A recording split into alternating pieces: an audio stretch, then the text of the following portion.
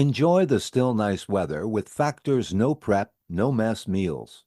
Fresh, never frozen, dietitian-approved meals, ready to eat in just 2 minutes. No matter how busy you are, you'll have the time to enjoy these delicious and nutritious meals. With 35 different meals and more than 60 add-ons to choose from every week, from breakfast to dessert. Factor meals are restaurant-quality meals featuring premium ingredients like filet mignon, shrimp, and blackened salmon. Choose from 6 menu options. Factor meals are ready to eat in 2 minutes, so no shopping, prepping, cooking, or cleanup. Head to factormeals.com/mostshocking50 and use code mostshocking50 to get 50% off your first box, plus 20% off your next month. That's code mostshocking50 at factormeals.com/mostshocking50 to get 50% off your first box, plus 20% off your next month, while your subscription is active. Welcome to Haunting History, the podcast that reaches back into the past for the events that still haunt us today. Tales of true crime, mystery, and the macabre. And when we're lucky, the stories where history and the people who lived it and the paranormal meet. Now, who doesn't love a good ghost story, right?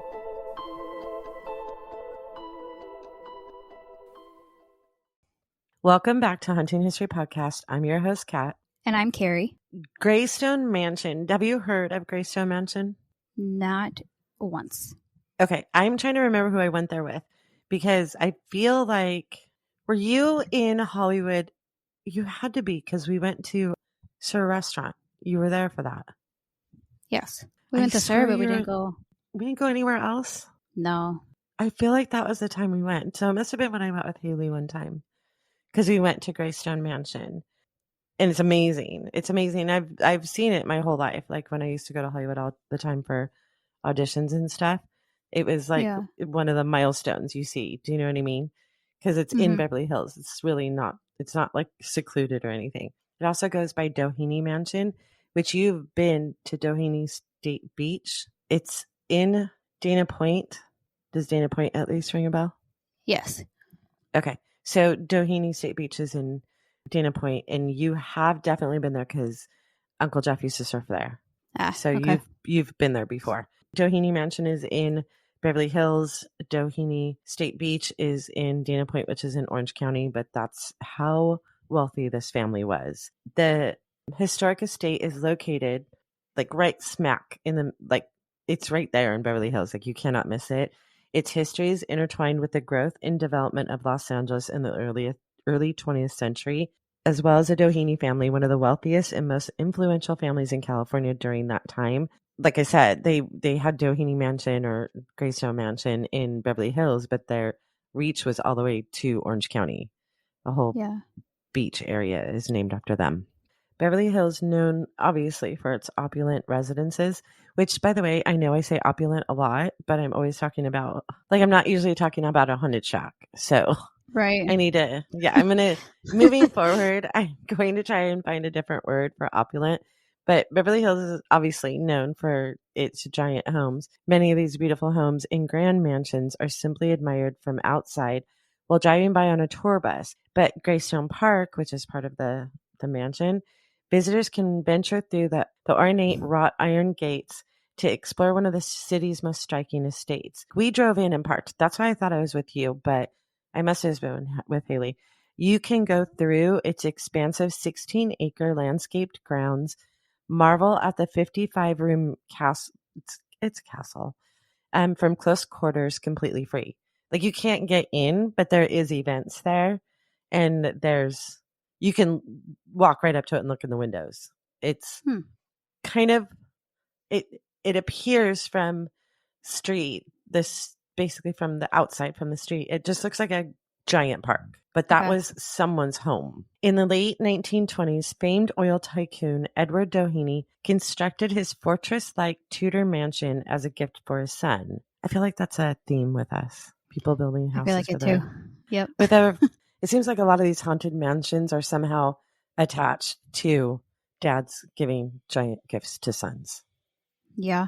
Like, I mean, we're to gonna be have to find fair, a I'm sure it was kind of common around a certain time. right, and I'll find a story where someone gave a grand mansion to a daughter. It just seems like it's always the sons who get it. Yeah. With over 46,000 square feet of living space, the construction cost exceeded $4 million at the time, which I looked at what $4 million was back then. And I don't know if this is accurate, but I'm going to say it because I looked it up. $73 million today. Wow. Like, you see houses all the time, but you see these houses that are just insane, Rarely ever do you see one that's worth $73 million. And I live in California, where giant houses are the norm. Regarded by many as one of the most majestic mansions on the West Coast, it stands second only to William Randolph Hearst San Simeon.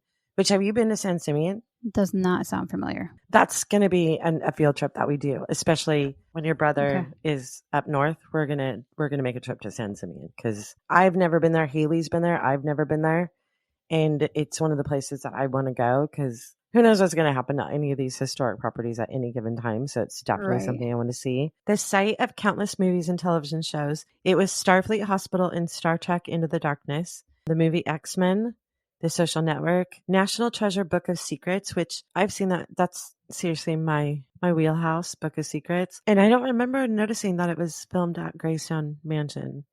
So now I feel like I have to go watch it again. Right. Indecent Proposal, The Bodyguard with Kevin Costner and Whitney Houston was filmed there. You were a Gilmore Girls fan? Yes.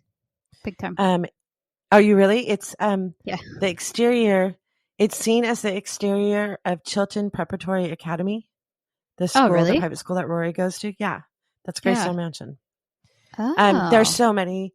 I really cannot mention them all, but hopefully one of those strikes a chord for our listeners and they're like, oh, that's Greystone Mansion. That's how it's in Beverly Hills. So like when you're filming something, you look at the pricing of stuff and that requires zero travel. Do you know what I mean? So no one has to stay overnight. If you live in LA, you live in Hollywood, they're not paying for per diem or hotels or anything. It's literally right there. So it is used a lot. And from what I understand, it is the site, I'm pretty sure, and I probably shouldn't say this, but I think that you can rent it out for weddings and stuff. Although I don't know looking at. Are you on the website? I'm just on Google, and they definitely have weddings and stuff there. Yeah, I mean, it's beautiful. It really is beautiful. It's a place that we should go. But you don't get to just walk inside of it. I don't even think they have tours. A lot of these mansions now have tours. I don't think they have that. But, we could always say that we need to look at it for a wedding. Who knows? Maybe they won't listen to this. I'll put a fake ring on. Yeah, let's go. Or you could put a real ring. Yeah, there you go. A little info now. Poor Nate. Is he going to listen to this one? We'll make him listen to this episode. He's listening right now. He's like, he gave me the side eye. Yeah, because that's a big thing that he wants to do. It's not only spend the money on a ring, but he also wants to spend money on having it at the Doheny Greystone Mansion. Yeah. Don't even start with me, Nathan. You don't want to be my favorite anymore. A little information about the beginnings of Senior Doheny, the dad who bought the house or built the house. He didn't start out wealthy enough to build a multi-million-dollar home for himself or his son. In fact, in the 1880 United States Census, and I don't know if you know about this, Carrie, that whenever I'm doing a story, I always do at least a mini dive into Ancestry.com or Family Heritage or any one of them. Because I say this again, and I hope that it helps people be interested in their family trees or their neighborhoods or their cities or wherever they live in the history of where they live. Once you look at a census or a marriage certificate, it makes these people real. You're not just talking about a story anymore. They become real people. You're on the census. I'm on the census. We have marriage certificates or birth certificates or whatever. We're real people. And the minute you see that with these people, they become very real. So I look, obviously, I'm big on newspapers because all the newspaper articles and stuff, just something about the census and certificates or things like that, it just makes them, they're not just a story anymore. Highly encourage people to join Ancestry. Edward Doheny, I know people are just going to jump on that. Edward Doheny was recorded as working as a painter in Prescott, Arizona. Edward Lawrence Doheny, you're going to like this, was born in Fond du Lac, Wisconsin. Did I say that right? Fond du Lac. Fond du Lac? Fond du Lac, yeah. It's D-U. I know, but we pronounce it Fond- Fond du Lac. So, okay. He was born in Fond du Lac. Fond du Lac.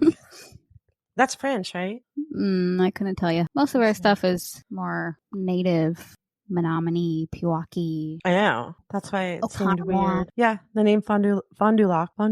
Say it again. Fond du Lac. Fond du Lac. Fond du Lac is I'm sure the for, French pronounce it very different, but in Wisconsin, that is how we say it. It's a French name. It's the French. The name Fond du Lac is, and I did it again. Fond du Lac. Fond du Lac is French for foot of the lake.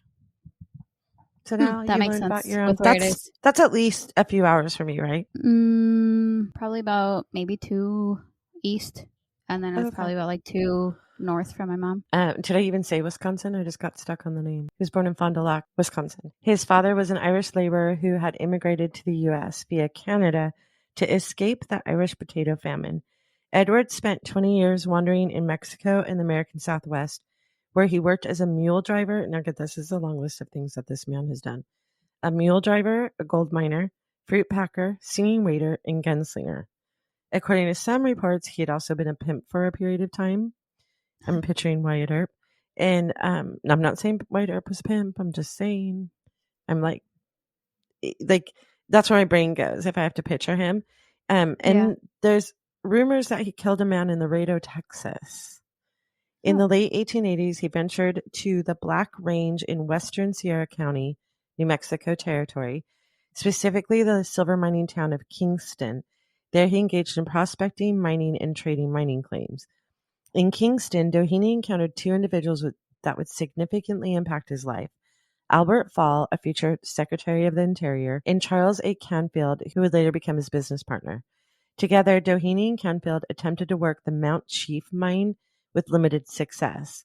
At this time, Doheny married his first wife, Carrie Luella Wilkins, in Kingston in 1883. Doheny's new friend, Canfield, his fortune soared when he leased and developed the Comstock mine in 1886, which I believe I'm correct, the Comstock mine is the one where silver was first discovered. So Oh, wow. Doheny's hanging out with these guys, but he's still not making any money. But his friend, Canfield, his fortune soared when he became part of the Comstock mine. Doheny had opted out of that venture. So I'm sure at the time he probably thought, well, I'm not making good choices. My friend's making all this money. But Edward and Carrie's first child was born during this time, a daughter, Eileen, who was born in December of 85. Facing financial hardship, Doheny resorted to odd jobs to support his family. I mean, odder than all the ones he's already done. Right. That's a lot. He's already done a lot. Jack of all trades. Yeah. In 1891, he relocated to Los Angeles, drawn by Canfield's achievements in real estate during the city's boom in the late 1880s. However, upon his arrival, Doheny found Canfield burdened with debt due to the collapse of the real estate market. The duo briefly attempted prospecting in San Diego County, but returned to Los Angeles without success. By 1892, Doheny's financial situation had deteriorated to the point where he was struggling to pay for his room and board. Tragedy struck in 1892 when Doheny's daughter Eileen succumbed to heart disease and lung infection at the age of 7. All these stories really just bring so much awareness of how far the medical field has come. Do you know what I mean? Yeah. Like, oh, yeah.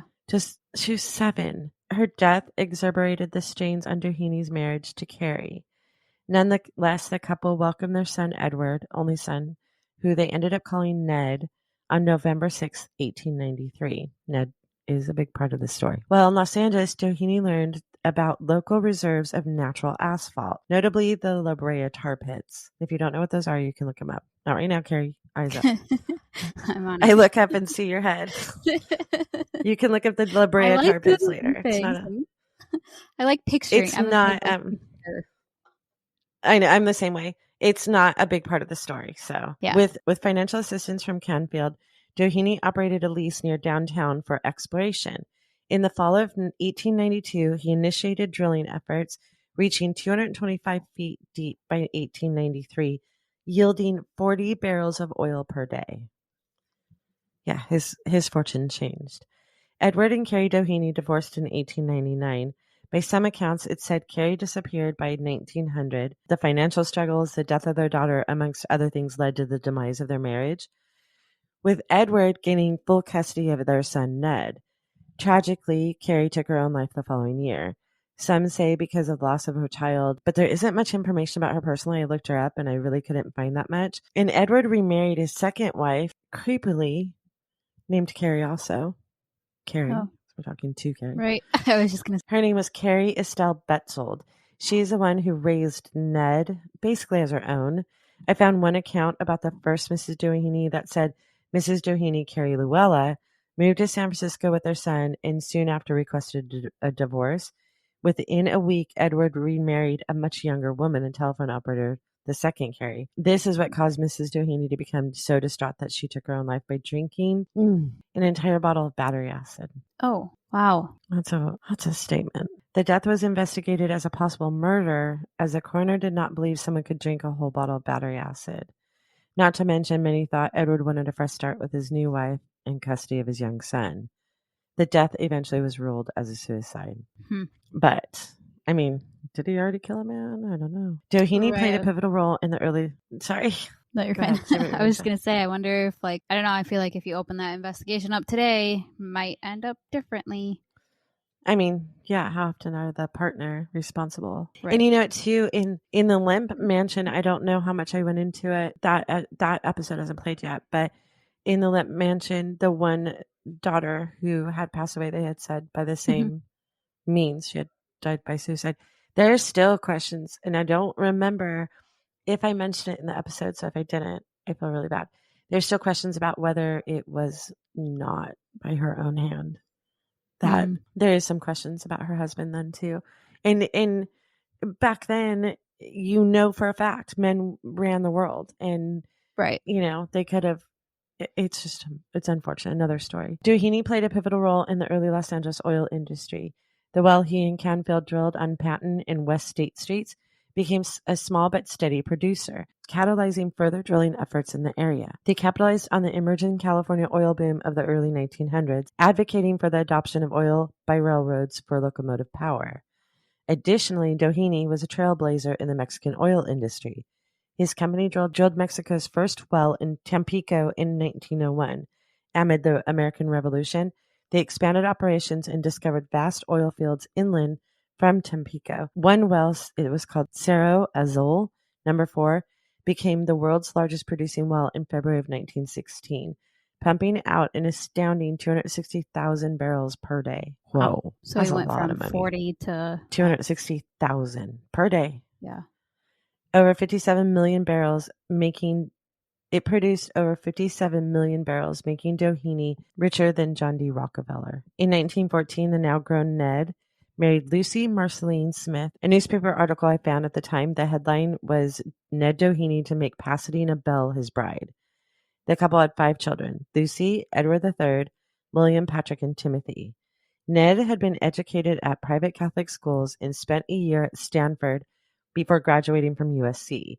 He grew into a very spoiled but easygoing, funny, and handsome man with a heart of gold, who idolized his father and adored his stepmother. In 1913, while courting his future wife, Lucy Smith, he met a working-class young man named Theodore Hugh Plunkett. Hugh worked at the Smith's family gas station near Chester Place. They became great friends, and soon Hugh became one of Doheny's many servants, acting as a chauffeur for the entire Doheny family. Both men served in the Great War. When they returned from service, Hugh acted as Ned's personal secretary, often traveling with him as he became more involved with his father's business. Ned started getting more into what his dad was doing. I mean, he'd been to Stanford and USC. And his buddy came from working at a gas station. They were very close. They were friends. They fought in the war together. They came back together. And so Ned and Hugh were close friends, but there is a class difference that is very significant between the two. According to attorney Frederick R. Kellogg, although Hugh acted as a secretary to Ned, their relationship was more than that of friends. Another associate, Dr. E.C. Feshbaugh, put it more clearly, saying that they were more like brothers. But again, there's still a significant class difference. Yeah. Ned, went to all these colleges, and I had written, actually, my next line is, they were brothers with widely different bank accounts. Upon their marriage, Ned and Lucy were presented with a mansion adjacent to the elder Doheny's Chester Place castle. while Hugh and his wife Harriet lived in modest accommodations. I think they actually lived in an apartment. The younger Dohenys were LA's elite darlings. Their exploits were often lead stories on society pages, whether they were sailing on the family yacht, Cassiana, by the way, or attending a dinner at a table that glowed with handsome mounds of Richmond roses. They lived a life of refined excess, bankrolled by the Dohenys' millions. In 1919, even a car Ned purchased for Lucy was newsworthy. It was described as the classiest creation of the year, custom made by Earl Automobile Works. The car even had custom Tiffany lamps installed in it. To say their life was opulent was an understatement. God, I'm using that word a lot. But Tiffany lamps in your car? Yeah. Really? Yeah. Opulent? Like, it's hard to come up with a different one. Yeah. Although Greystone Mansion was a wedding gift from father to son, the actual building of it didn't begin until the middle of what would be called the Teapot Dome scandal. Do you know what the Teapot Dome scandal is? No. Okay, nutshell. I'm just doing a nutshell. In 1921, Doheny Sr. persuaded his friend, President Warren Harding's Secretary of Interior, Albert B. Fall, in exchange for a suitcase with $100,000 in cash delivered to a Washington hotel by none other than Doheny's son Ned, to lease to Doheny's oil company large holdings of oil-rich lands owned by the U.S. Navy at Elk Hills in Kern County, California. Part of this deal included construction of storage facilities at Pearl Harbor, an exclusive government contract for Doheny to ship the oil from Elk Hills to Pearl Harbor. A similar deal was struck at the same time between Secretary Fall and oilman Harry Sinclair for a less valuable Navy oil property at Teapot Dome, Wyoming, for which Sinclair gave Fall $300,000. The Teapot Dome scandal broke in 1924 with indictments of Fall, Sinclair, and Doheny. This resulted in a series of trials that lasted until 1930. Doheny's endowment of the construction of the beautiful St. Vincent de Paul Church at Adams and Figueroa in 1924 was widely regarded as an effort to retain the good graces of the city and the Catholic Church in the midst of this national scandal. The U.S. Supreme Court in 1927 invalidated the Elk Hills and the Teapot Dome leases as having been corruptly obtained. They bought them. Albert Fall was convicted of taking Doheny's bribe. But amazingly, Doheny tried twice, was acquitted of having given it. This all comes into play later, and in the midst of the chaos, doting and perhaps grateful for his son and Lucy's support during the scandal, Doheny Sr. decided to present Ned, Lucy, and their 5 children with an extraordinary gift.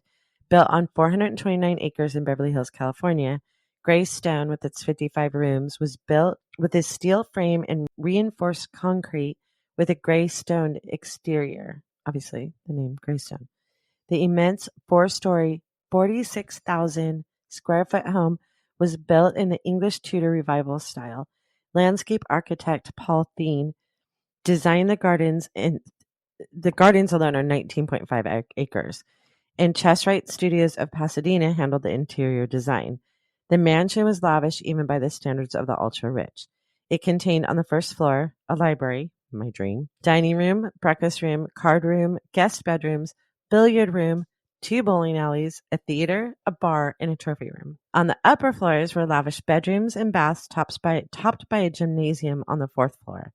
The grounds contained an Olympic-sized swimming pool, 2 lakes, formal gardens, tennis courts, a playhouse, a 7-room gatehouse, a 4-room guest house, a garage containing 3 bedrooms for servants, a picnic pavilion, and a huge barbecue area. Can you imagine That's not a getting house. That's that a hotel. as a gift? Right. That's a hotel. That's an apartment complex. That's not a house. Yeah. It was to be Ned and Lucy's home, but it was Doheny Jr.'s friend Hugh who oversaw the construction of Greystone. Ned was frequently in Washington supporting his father through the Teapot Dome scandal. According to another family retainer, Hugh often signed checks for Mr. Doheny totaling hundreds of thousands of dollars. He tended to most of the details of the new home and actually paid the contractor's bills with checks made out in Doheny's name. In the fall of 1928, with the house nearing completion, the Doheny faithful claimed that the once quiet, even-tempered Hugh was starting to unravel. Some blamed trouble with his teeth, that he had teeth pain, others a dependence on sleeping pills, the breakdown of his 11-year marriage, and other unknown problems. I found a newspaper article about Hugh's wife. Apparently, she claimed that the end of their marriage was because she believed in a more religious or pious lifestyle, while Hugh was much more materialistic, who valued money above all else. When they separated, she moved in with a religious cult in the Hollywood Hills, leaving Hugh with no contact whatsoever. So she basically disappeared, which would have been devastating to him, as it is well known how much he was devoted to her, which makes some of the later rumors kind of shocking. What no one, including the Los Angeles Times, mentioned was that Ned and Hugh had been called to testify in the upcoming bribery trials of Robert Fall and Edward Doheny Sr., when they delivered the suitcase. Although Ned had been assured immunity, meaning that he wouldn't have to go to jail, Hugh had not been given the same promise. Obviously, Doheny Sr. didn't go to jail. He's not going to let his son go to jail, right? Right. But they didn't make that promise to Hugh. He was basically hung out to dry, which against the backdrop of his devastating divorce, he was also fearful of jail time for his part in the Teapot Dome scandal. He didn't have the same protection or wealth that Ned had. Against this tense backdrop, the Doheny clan moved into Greystone before Thanksgiving. Ned and Lucy celebrated their first holiday season at Greystone with a 30-foot Christmas tree adorned with piles of presents. They hosted a party featuring 100 couples dancing to Christmas songs played by an orchestra sitting in a special gallery above the mansion's ballroom. On Christmas Eve, Hugh supposedly suffered a complete nervous breakdown and was put in care of the family doctor, the Doheny family doctor. His name's Dr. Ernest Clyde Fishbaugh. By February, the Doheny circle claimed Hugh had become completely unhinged. According to Dr. Fishbaugh, on the afternoon of February 16th, he, Ned, and Lucy confronted Hugh at Greystone. They urged him to take a rest at a sanitarium. Was this to get him mental health, or was it to make him exempt from testifying at Fall's upcoming trial? Maybe both. We'll never know. Yeah. Whatever the case, the doctor claimed that Hugh refused. He simply sat there, almost shaking at times, hands clenched, jaw set. He said he would come out of it all right. I could see it was no use to push him further, so I left, according to the doctor. The official story, in the early evening of February 16th, Ned and Lucy went to visit Hugh at his apartment, again urging him to get help. During this visit, Ned uttered some impulsive remarks that upset Hugh. Ned and Lucy left Hugh and went to the theater. When they returned to Greystone after the theater. As they were getting ready for bed, Hugh called. He was at the garage at the gates of Greystone and said he wanted to come to the mansion. Lucy begged him not to, because she knew that he was unhinged and things were not going well. Right. This is after 2 conversations, one with Ned, Lucy, and the doctor, and one with just Ned and Lucy.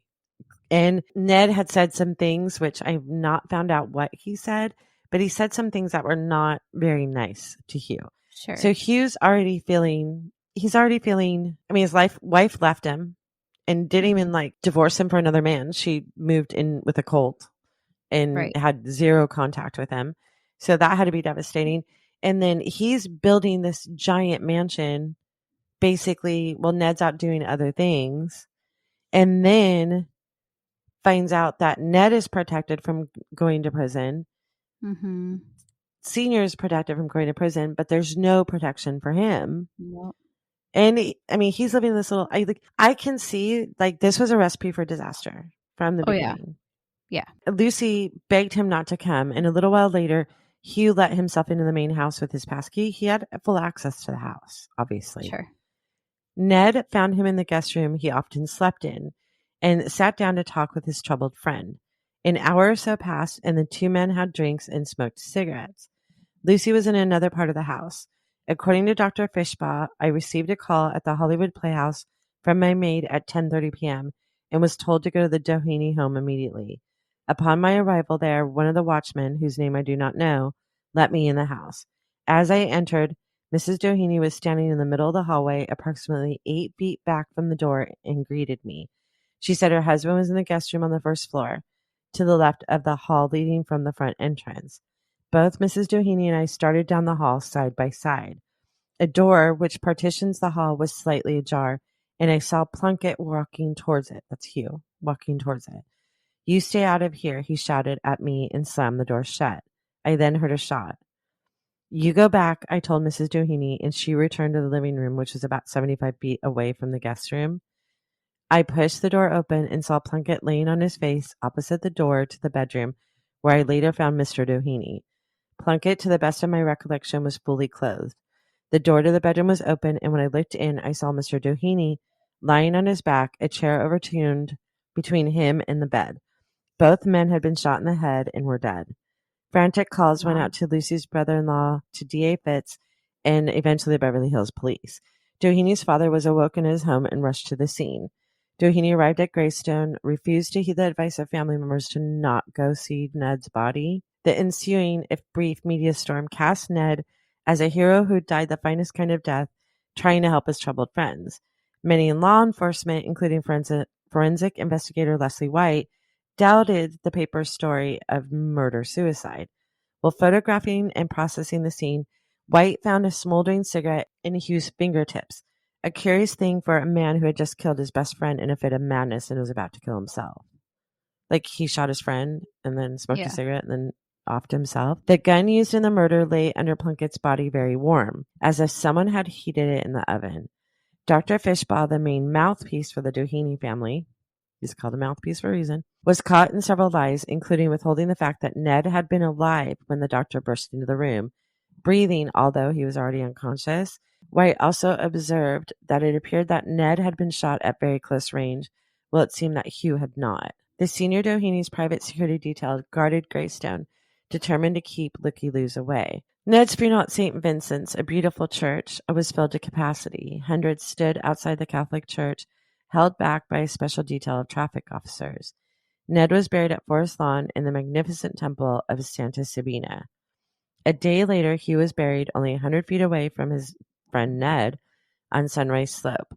Both his brother and sister collapsed at the gravesite. Lucy Doheny sent a huge flower arrangement to Plunkett's funeral, and two of her brothers served as his pallbearers. After the huge explosion of coverage in the local papers, all reporting on the murder ceased within 3 days, and after promising a sweeping investigation, District Attorney Buron Fitz, which again is another family member somehow related, proclaimed that there would be no inquest, right? Proclaimed there would be no inquest and officially closed the investigation. Doheny Sr. was eventually acquitted of his bribery charge, but his heart had been broken. Rumors of a love affair between the two men, of a cover-up and bribes linger to this day. A report at the Los Angeles Times summed up the whole saga within 48 hours of the tragedy. Aware that this was a story already forever muddled by power and pride, what transpired in that bedroom of the long rambling mansion in its woodland setting halfway up the side of Beverly Hills mountainside may never be known. Both Doheny and Plunkett are dead. What happened when Ned met Hugh in the bedroom remains a mystery. According to newspaper accounts, Lucy Doheny heard a gunshot around 11 p.m. However, she didn't look for the source of the sound, but instead called the family doctor, Dr. Fishbaugh. Together, Lucy and Dr. Fishbaugh approached the bedroom in the east wing where Hugh had called Ned. Then he went back to the room and they heard a gunshot. This was all about 20 minutes after the first gunshot. So he killed his friend and then waited 20 minutes and then took... Here's the conflicting stories. Witness testimony, by the way, it's worth mentioning that the quote-unquote witnesses would have only been Lucy and the members of the mansion, meaning they all had a lot at stake, right? Lucy, it's her husband. Does she really want to be publicized that her husband was having an affair with his friend? Like, I guess I don't understand why the witnesses say that Plunkett told everyone in the house to not come any closer to the bedroom. At first, Dr. Fishbaugh said that Hugh shut the door softly. However, he later recalled him slamming the door in a rage. Testimony from the staff also sounded a little too neat. Perhaps rehearsed, a possibility given that the police weren't called to the scene until 3 hours after the first gunshot. In a way, I get like her hearing a gunshot and waiting for the doctor and not wanting to go investigate herself. But as soon as he got there and they heard another one, why would you not call the cops right away? No, I think that's what started all the hoopla and all the gossip about it. When investigators did arrive, they found Doheny dead on his back in his underwear and his silk bathrobe with a gunshot wound in the back of the skull.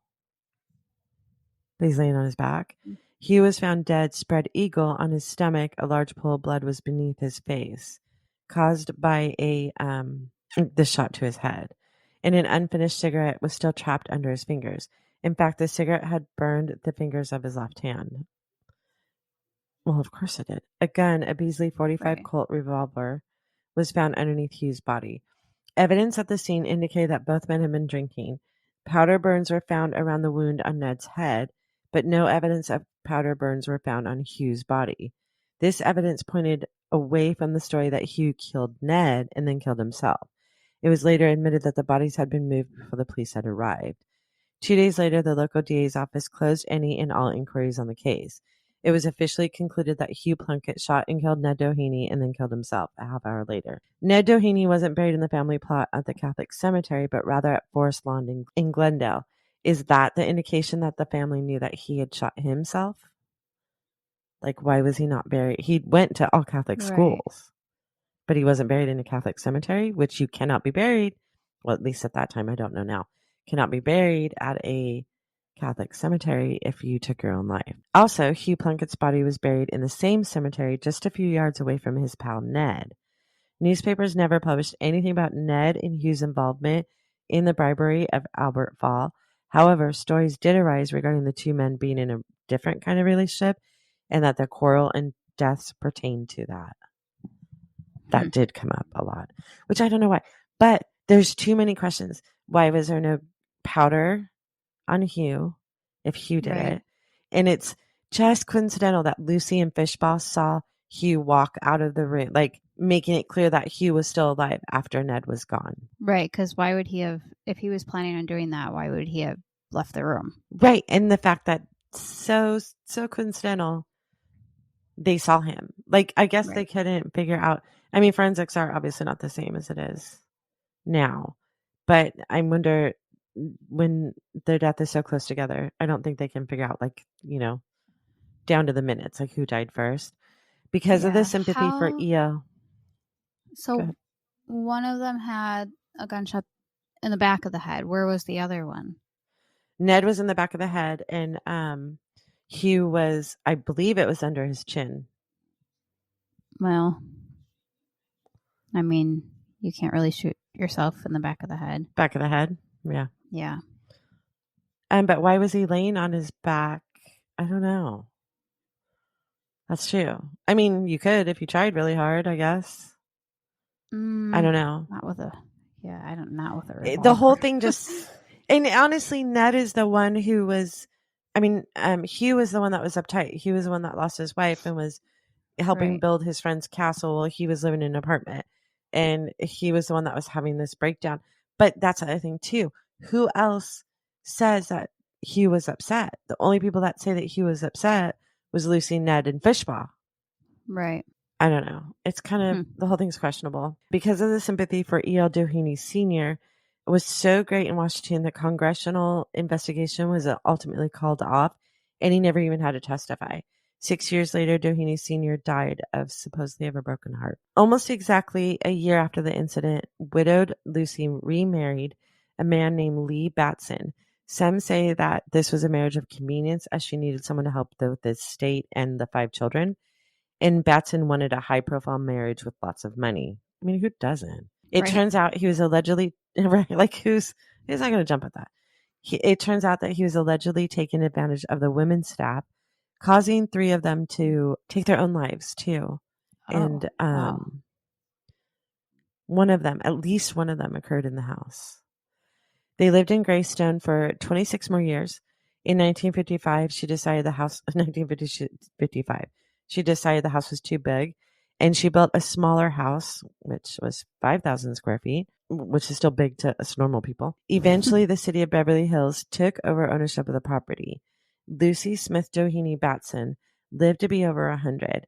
Her grandchildren recalled that at the end of her life, she would wake up each morning, dress for a luncheon engagement, sit in a wingback chair in her living room with her purse, and wait.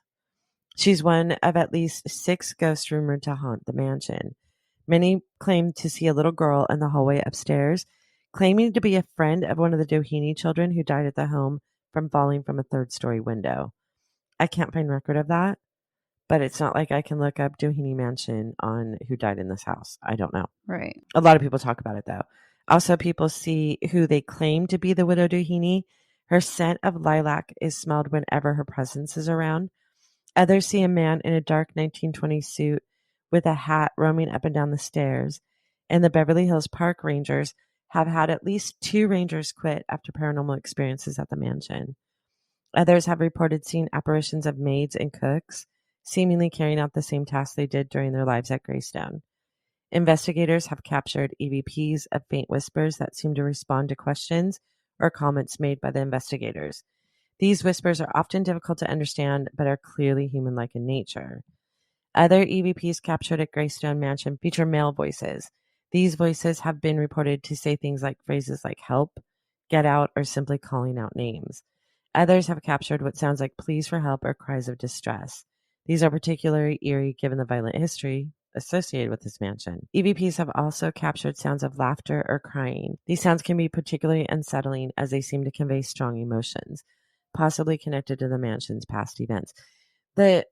There's actually a book written about the ghost of Doheny Mansion. Did you see that?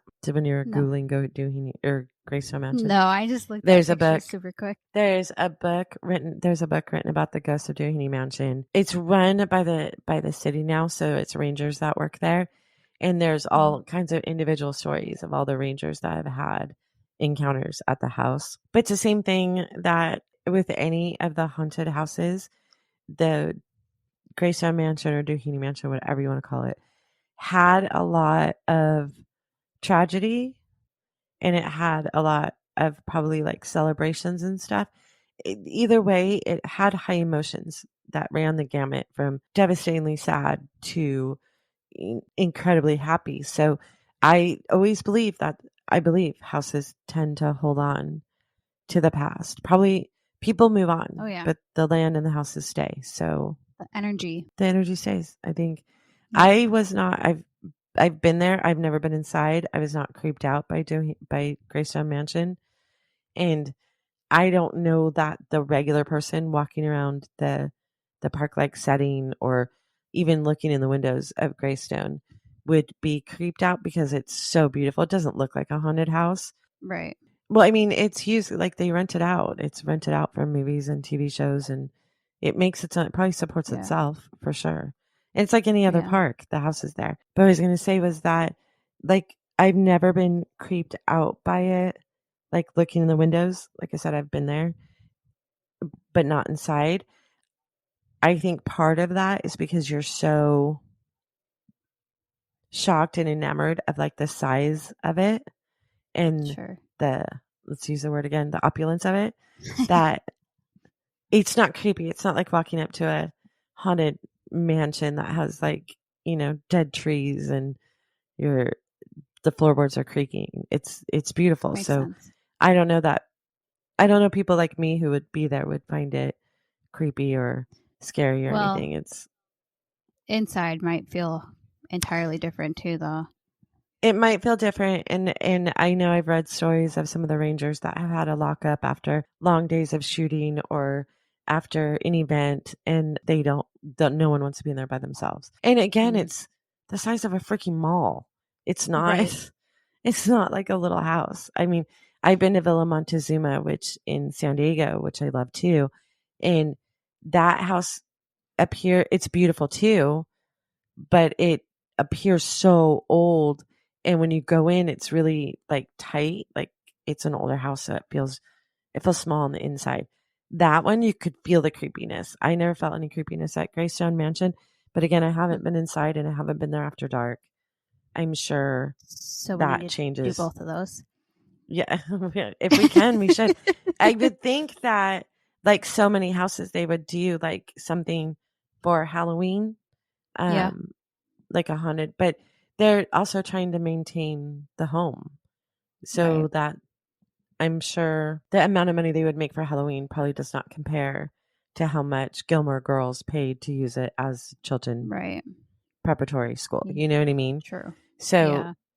I wish they did something for Halloween. I've never seen that they do, but if they do, it's we'll probably definitely go there. probably only like if you have connections, you're getting in there. Yeah. And I don't have any connections at Greystone Yeah. Mansion. But hey, Greystone Mansion, if you're listening, you know how to reach me. I'll be glad to come record again from inside the mansion, like they let us do at Villa Montezuma. Because that was the best ever, was being able to film in a haunted location or a reportedly haunted location. I will do that all day, every day. Just, I'll even get on a plane for this shit. So this one I don't have to. From the tragic tale. When are you coming to Wisconsin to go record somewhere? Where do you want to go? We got lots of places. There's a lot. There's a lot there. In fact, there's one of our social media posts. If you're not following us on Instagram or TikTok, we have another haunted hotel coming up in Milwaukee. And then I'm pretty sure a haunted cemetery in Wisconsin somewhere. But yeah, you guys have a lot of haunted stuff. More than I feel like I find here. Yeah. From the tragic tale of Ned Doheny and Hugh Plunkett to the numerous ghostly encounters reported by visitors and investigators, Greystone remains a place where the past and present combine. So whether you believe in the paranormal or you are simply interested in the mansion's history, there's no denying the allure of this iconic Los Angeles landmark. Thank you for listening to this episode of Haunting History Podcast. We love hearing from you, so be sure to like, follow, and comment on Facebook, Instagram, and Twitter at Haunting History Podcast. And don't forget to subscribe, rate, and review wherever you listen to all your favorites. Visit our website at hauntinghistorypodcast.com for more information on each episode, links to our Patreon page, and all of our social media platforms. Until next time, I'm Kat. I'm Haley.